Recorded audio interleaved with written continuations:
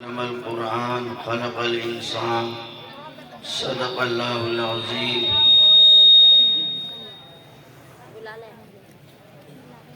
وقال النبي الأكرم صلى الله عليه وسلم خيركم من تعلم القرآن وعلمه سب کتابوں سے بھلا قرآن ہے، سب کتابوں سے بھلا قرآن ہے، یہ ہمارا دین ہے، ایمان ہے، ہم کریں گے اس کی عزت اور ادب جسم میں جب تک ہمارے جان ہے۔ میرے محترم بزرگوں اور دوستو، اللہ رب العزت نے اس کائنات کو پیدا فرمایا اور بے شمار مخلوقات سے اس کائنات کو آباد کیا۔ اس کائنات میں سب سے افضل اور اشرف انسان کو بنایا۔ اللہ رب العزت نے بے شمار نعمتوں سے نوازا۔ بھائی اٹھنے کا ماحول نہ بنائیں، لوگ اٹھنا بیٹھنا شروع کر دیے ہیں، آگے جگہ خالی ہے، چھوٹے چھوٹے بچے جگہ بھر دیے نہیں ہے۔ ہم بھی آپ ہی میں سے ایک فرد ہیں، آپ ہی میں سے ایک آدمی ہیں، کوئی فرشتہ یا کوئی دوسری مخلوق نہیں ہے کہ جو تعجب کی بات ہے۔ آپ ہی میں سے کسی کے بیٹے ہیں، کسی کے بھائی ہیں اور کسی کے ساتھی ہیں۔ آپ اپنا ہی فردوں میں سے ایک فرد سمجھ لیں، لیکن آپ سے گزارش یہی ہے کہ آپ دین کی بات سننے کے لیے آئے ہیں۔ یہ آپ کے لیے بڑی سعادت اور خوشی کی بات ہے کہ آپ اطمینان کے ساتھ یکسوئی اور یکجہتی کے ساتھ سن کے جائیں۔ آپ کا کوئی زیادہ وقت نہیں لیا جائے گا۔ میرے محترم بزرگوں دوستو، اللہ رب العزت نے بے شمار نعمتیں پیدا کی ہیں اور بے شمار نعمتوں سے انسان کو نوازا۔ اللہ رب العزت نے ارشاد فرمایا ہے وَإِن تَعُدُّوا نِعْمَتَ اللَّهِ لَا تُحْصُوهَا، اگر تم اللہ کی نعمتوں کو گننا چاہو تو تم گن نہیں سکتے، شمار نہیں کر سکتے۔ کتنی نعمتیں ہیں، اگر آدمی گننا چاہے، شمار کرنا چاہے، گن نہیں سکتے۔ جی، انسان زمین کے ذرے کو شمار کر سکتا ہے، یہ انسان درخت کے پتوں کو شمار کر سکتا ہے، یہ انسان دریا کے قطرے کو شمار کر سکتا ہے، آسمان کے ستاروں کو شمار کر سکتا ہے، لیکن یہ انسان اللہ وحدہ لا شریک لہ کی نعمت کو گننا چاہے، شمار کرنا چاہے تو نہیں گن سکتا۔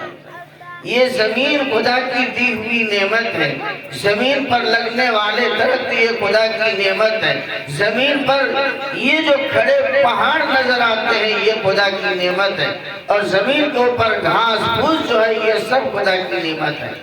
اس زمین کے اوپر اللہ رب العزت نے طرح طرح کے درخت لگائے اور طرح طرح کے پھل فروٹ اگائے اور طرح طرح کے غلے پیدا ہوتے ہیں، ہم کھاتے ہیں، اپنے جانوروں کو کھلاتے ہیں، ہم آسودہ ہوتے ہیں، اپنے جانوروں کو آسودہ کرتے ہیں۔ یہ سورج اللہ کی دی ہوئی نعمت ہے، اس کی روشنی سے ہم فائدہ اٹھاتے ہیں اور اس کی دھوپ سے ہم فائدہ اٹھاتے ہیں۔ یہ چاند ہے، اس کی روشنی سے ہم فائدہ اٹھاتے ہیں۔ یہ ہوا ہے، ہم ہوا سے سانس لیتے ہیں، اگر ہوا رک جائے تو ہماری زندگی رک جائے، ہماری زندگی ختم ہو جائے، تو ہم سانس لیتے ہیں اور سانس پھینکتے ہیں۔ یہ اللہ کی کتنی بڑی نعمت ہے۔ میرے محترم بزرگوں دوستو، کسی انسان کا سانس رک جاتا ہے تو وہ مر جاتا ہے، تو ہم پیدائش سے لے کر موت تک نہ معلوم اللہ رب العزت کی دی ہوئی ہوا سے کتنا فائدہ اٹھا ہے۔ اور یہ پانی جس کو ہم اور آپ پیتے ہیں، استعمال کرتے ہیں، یہ پانی اللہ کی بہت بڑی نعمت ہے۔ کھانا نہ ملے تو آدمی زندہ رہ سکتا ہے، لیکن پانی نہ ملے تو کچھ دنوں تک زندہ رہ سکتا ہے، ہوا نہ ملے تو بالکل زندہ نہیں رہ سکتا ہے۔ یہ ساری چیزیں اللہ کی دی ہوئی نعمت ہیں۔ میرے محترم بزرگوں، دوستو، اللہ نے ہم کو اور آپ کو ان نعمتوں سے نوازا ہے، ہم نعمت کی قدر کریں۔ لَإِن شَكَرْتُمْ لَأَزِيدَنَّكُمْ وَلَئِن كَفَرْتُمْ إِنَّ عَذَابِي لَشَدِيدٌ۔ اگر ہم نعمت کی قدر کریں گے، نعمت بڑھائے گا اور نعمت کی ناقدری کریں گے تو انشاءاللہ آپ یاد رکھیں آپ کی نعمت گھٹ جائے گی، نعمت میں اضافہ نہیں ہوگا، نعمت میں کٹوتی ہو جائے گی۔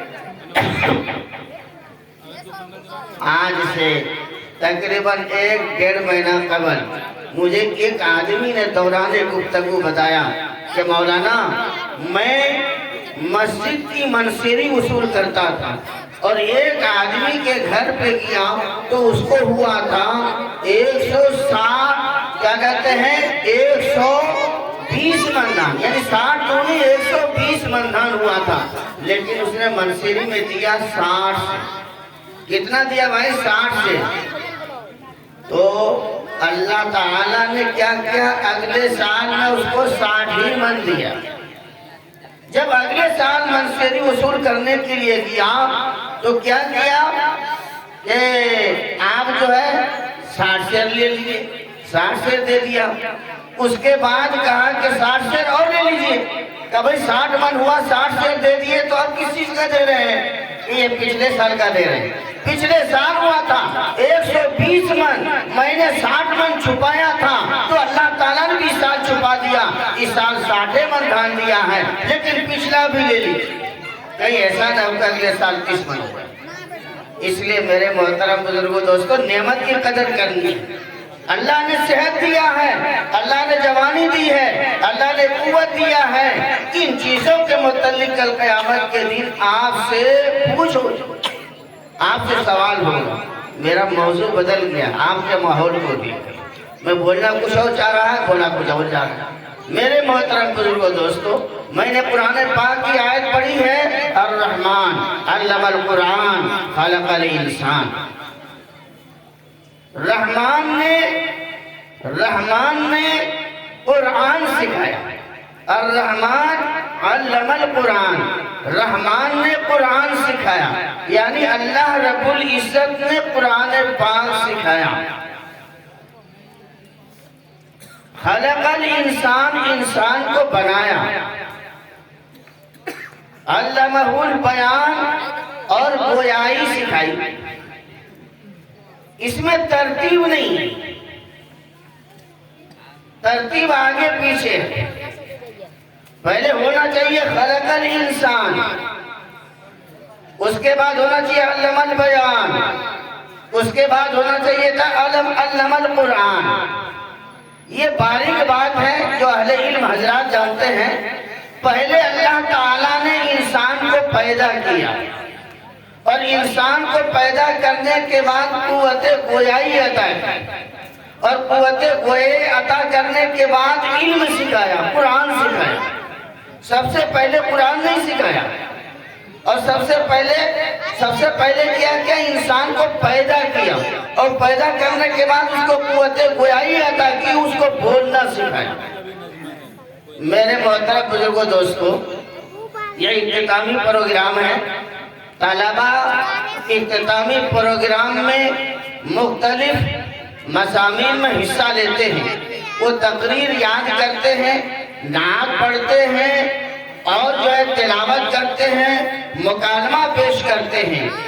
یہاں رہ کر کے زبان کے اندر قوت پیدا کرتے ہیں، صلاحیت پیدا کرتے ہیں، وہ بولنا سیکھتے ہیں۔ تو میرے محترم بزرگوں، دوستو، سب سے پہلے اللہ رب العزت نے انسان کو پیدا کیا، انسان کی تخلیق کی، انسان کو وجود میں لایا، اور اللہ تعالیٰ نے انسان کو بولنا سکھایا، ماں بھی ضمیر کو ادا کرنا سکھایا، ماں بھی ضمیر کو ادا کرنا سکھایا۔ آدمی کو اللہ تعالیٰ نے یہ بولنا سکھایا، معافی ضمیر کو ادا کرنا سکھایا، یہ اللہ کی بہت بڑی نعمت ہے، اللہ کی دی ہوئی بہت بڑی نعمت ہے، اس کا احساس ہونا چاہیے۔ یہی زبان ہے جس سے میں بول رہا ہوں، قرآن کے مفہوم کو، حدیث کے مفہوم کو بتا رہا ہوں، یہی قرآن ہے، کیا کہتے ہیں، یہی بیان ہے، یعنی قوت گویائی ہے کہ انسان جب بھوک لگتی ہے تو اس کا اظہار کرتا ہے کہ مجھے بھوک لگی ہے، مجھے کھانا چاہیے۔ یہی زبان ہے جس سے کہتا ہے کہ مجھے چاول نہیں، مجھے روٹی چاہیے۔ یہی زبان ہے جس سے بولتا ہے